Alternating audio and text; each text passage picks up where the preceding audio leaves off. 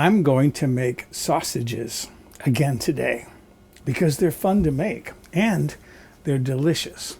And what I want to experiment with is breakfast sausages. And I'm going to do this a little differently here.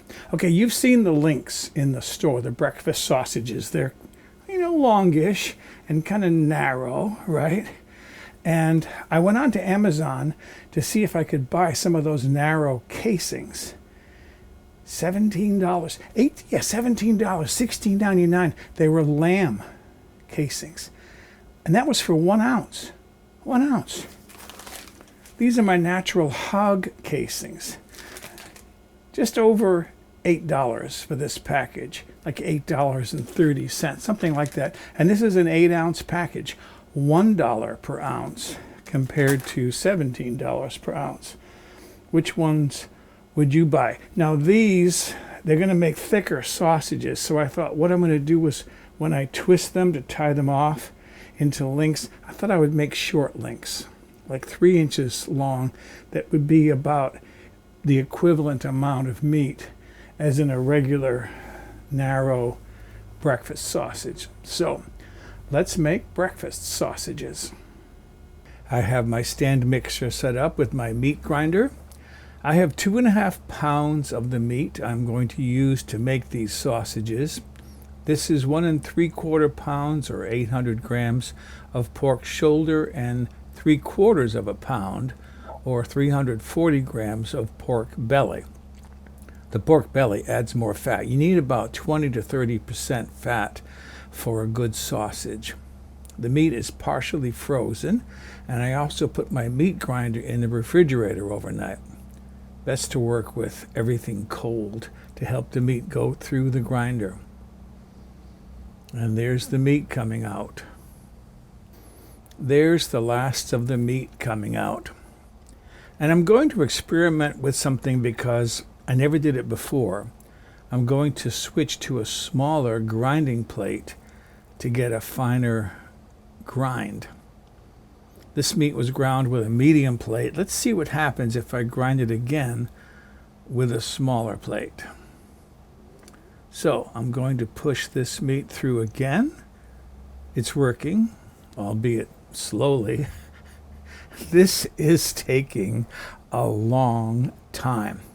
If I had one of those really powerful grinders the pros use, I would have been done half an hour ago. Okay, maybe that's an exaggeration.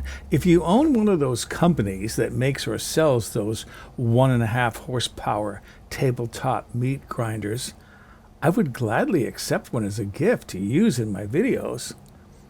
Maybe last year's model? An open box model? A clearance item? One can always have hope. It wouldn't be the first time someone gifted me with an appliance to use in my videos. There's the last of the meat coming out.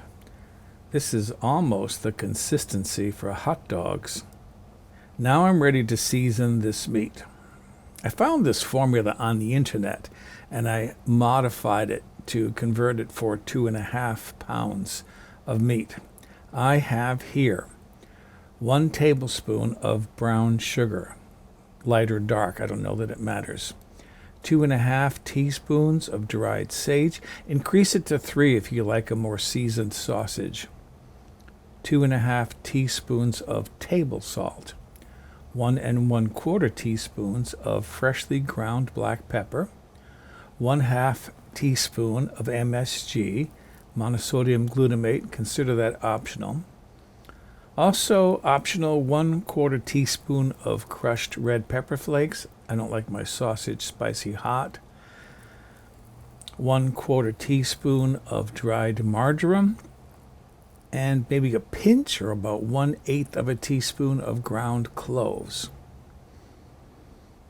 And this is where I put a glove on because I don't want to get the meat under my fingernails. Mix, mix, mix to get those spices evenly distributed. This texture, by the way, is very soft and sticky, which is what you want.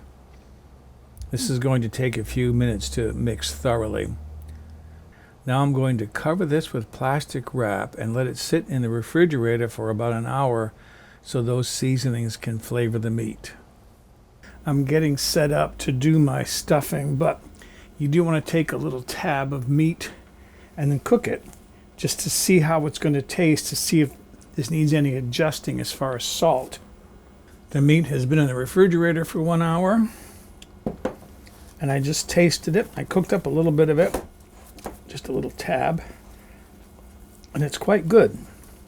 It's got a nice herbal flavor to it, not overly spicy. As I mentioned when I was talking about the spices, if you want, you can add cayenne pepper or red pepper flakes. I'm putting the meat in the stuffer tube, this cylinder, and you want to push it down. Try to force as much air out as possible. And as always, 2.5 pounds of meat, or 1.1 kilogram, is just about right to fill my stuffer. Now I'm ready to pull my plunger over and start forcing meat out, but first I have to put some casing on the tube. So there's my casing, which I've had soaking, and then I rinsed it and then soaked it again, and I'm just putting some water through it so that it'll slide onto the stuffer tube easily. I'm going to move this aside just so that you can see it.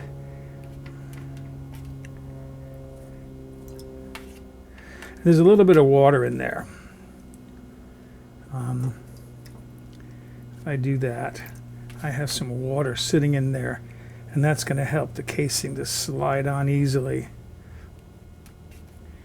And that water will drain out onto that tray. It's been a while since I've worked with natural hog casings, but you know, it's like riding a bicycle, you never forget how. And then I want to tie a knot in the end of this.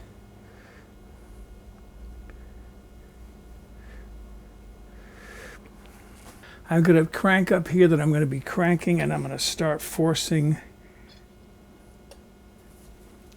meat out. Some air is going to come out first, as you can see. There comes the meat. Okay, and then holding back just a little bit so that the casing is stuffed fully. I'm going to push all this meat into this casing, and then I'll divide it into lengths afterwards. And that's what happens if you hold back too much. It bursts, but that's okay. You just twist it off.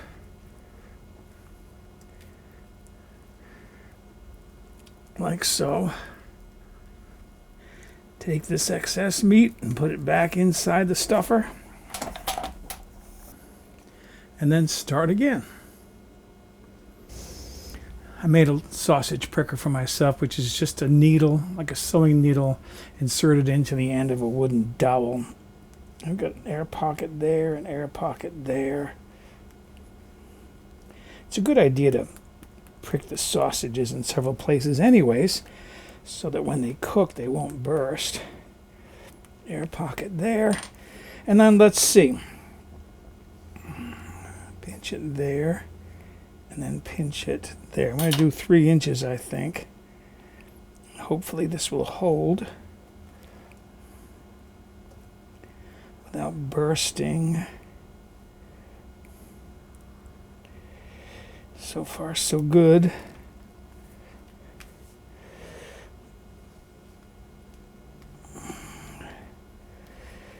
And then over here, 3, I can get 1 more here.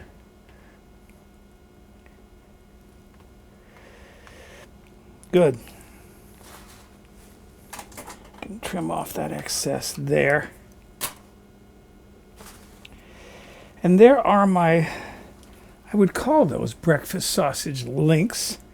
This one's already coming undone.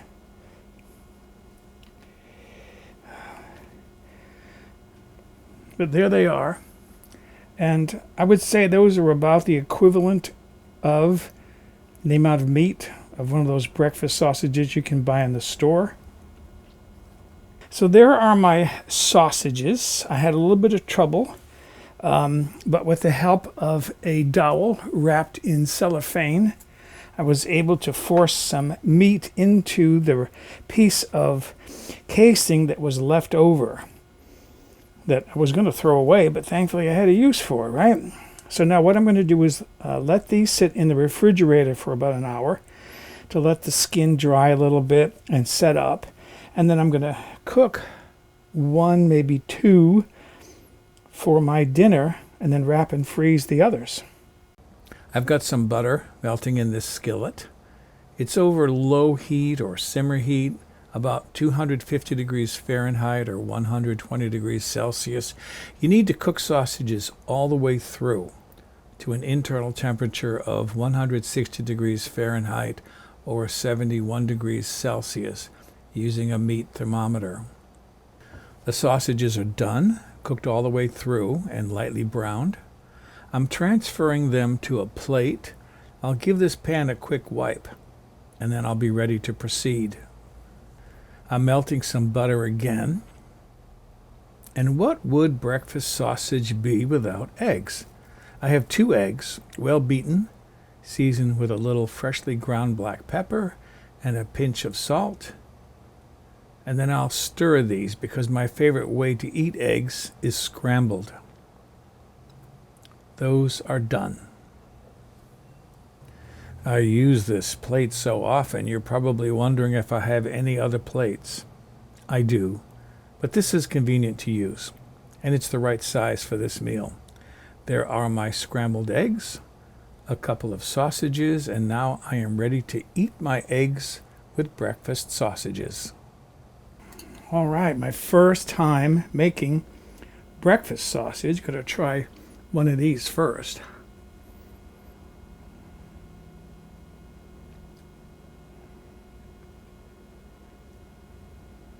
They're good.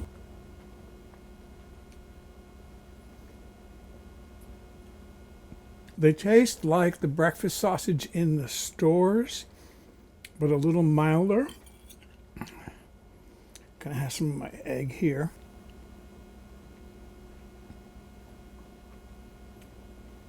It's just after 5 o'clock. It's about 5:18 right now, so this is gonna be a dinner. Excuse me while I go enjoy my breakfast sausage with scrambled eggs.